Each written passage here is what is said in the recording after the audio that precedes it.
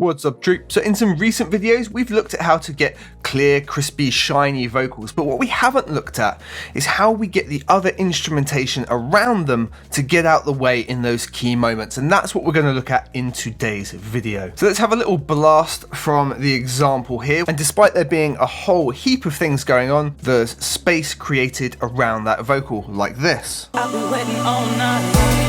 I lie awake, still awake, but I've been waiting all night long. No matter what you do, I'll still be here for you. I couldn't have got it more wrong.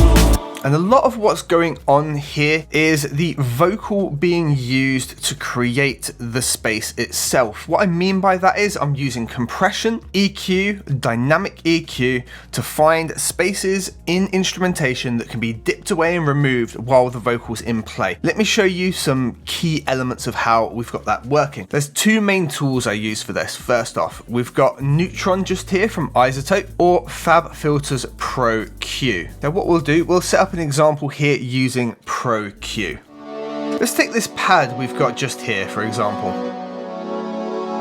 It fills up quite a bit of the spectrum. If we open up Logic CQ, we can see it's filling up sort of, the low hundreds, right up into the 2K region.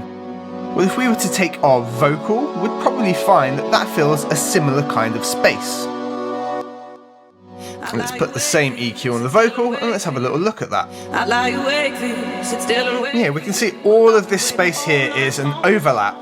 No matter what you do, I'll still be here for you. I couldn't have got it more wrong.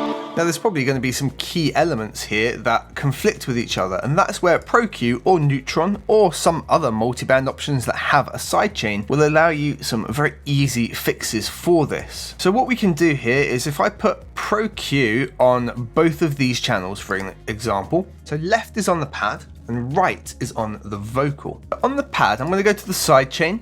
I'm going to go into audio and I want to grab audio for the vocal. It's just called Audio 24 at the minute, I believe. That doesn't change anything at the moment, but what it does mean we can do is we can find some key things that are coming in here. Now the other thing we can do, because we've got Pro Q on both of these channels, I can go down to the analyzer here, I can choose Audio 24, and it's now going to show me in red the profile of Audio 24, which has an effect on it that's generating a bit of noise down here. It's beyond minus 80 dB, so we can't hear it, it's noise floor, but we can see it's exactly the same thing for a good example that this is working. So now when we play, the pad here on the left hand side is going to show the frequency spectrum of the vocal and the pad, and it's going to highlight in red areas that are conflicting with one another. I've been waiting all night. I lie awake, still awake, but I've been waiting all night long. No matter what you do, I'll still be here for you. I couldn't have got it more wrong. Now what we can do, we can hover over this and we can actually highlight these areas and pull them down. I'll still be here for you. I couldn't have got it more wrong. I've been waiting. Today's video is sponsored by DistroKid. They let me get my music out to all of the major distributors, and they do that at a price an independent artist can easily afford. If you're ready to get your music or beats out there and want to release an unlimited amount of music each year, check the link in the description below for a discount off of your first year of unlimited distribution with DistroKid. But even more powerful than that, when they're selected, we can make them dynamic bands, like so. And we could say that we want these to pull down by as much as 6 dB, and they're in quite a narrow space. When each band's selected, we can turn it off from auto, and we can use this plus minus here, and now the trigger will come from the sidechain up here, which is Audio 24. So they won't always be being reduced, they'll only be reduced when the vocal is in play at those frequencies, like this. I've been waiting all night. I lie awake, still awake, but I've been waiting all night long. No matter what you do, I'll still be here for you. I couldn't have got it more wrong. I lie awake, still awake, but I've been waiting all night long. No matter what you do, I'll still be here for you. I couldn't have got it more wrong. And what this is doing is reducing just that area of the pad, but only when the vocal's in play. For example, if we mute the vocal, I've been waiting all night. we can see it's still happening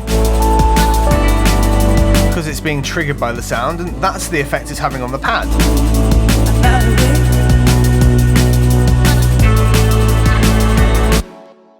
So it's taking away areas that are being filled up by something else and you don't notice it being cut away. And this is called masking, and this happens with pretty much everything that's going to be in the same frequency spectrum. So if you find that you're just having to add level to your vocal and constantly bring it up, maybe have a look at something like this and look at the instrumentation that is in fact crossing over and masking your vocal. The way that I would actually set this up and use it most frequently is doing it on the buses themselves. So for example, we'll have an instrument bus here.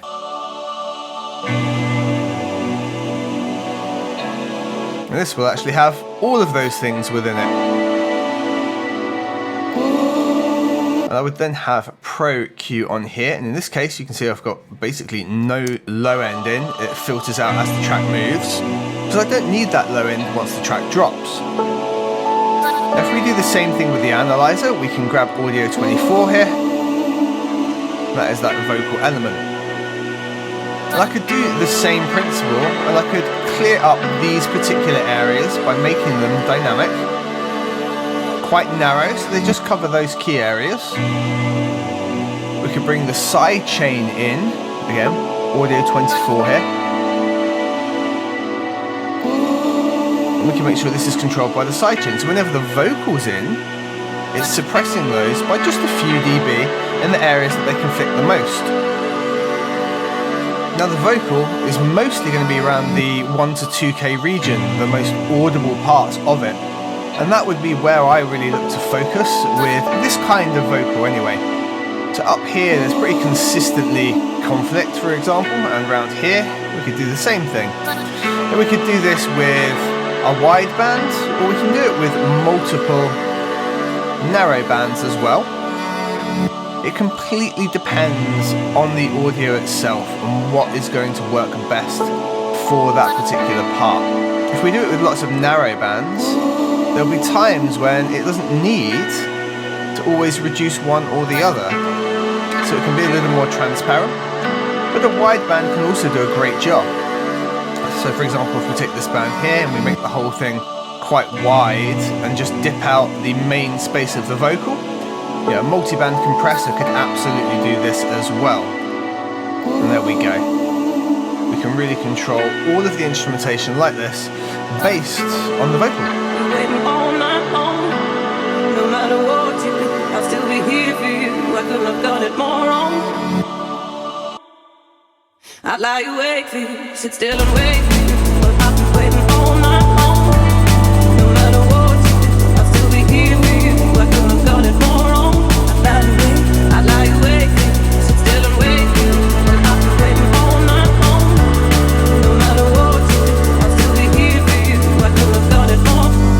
I've been waiting all night. So I really hope that's been helpful for you and giving you an idea of how you can make a little bit more space around your vocal without just adding volume, without compressing, without having to continuously bump up the EQ in those key frequencies. Look to move everything else away, whether you bring the whole thing down with compression or you go a little bit more precision like with this. Just don't overdo it, listen to it, make sure everything still translates nicely. I really hope it's been a helpful technique for you. I look forward to seeing you in future videos. Please take care, and I'll see you in the next one.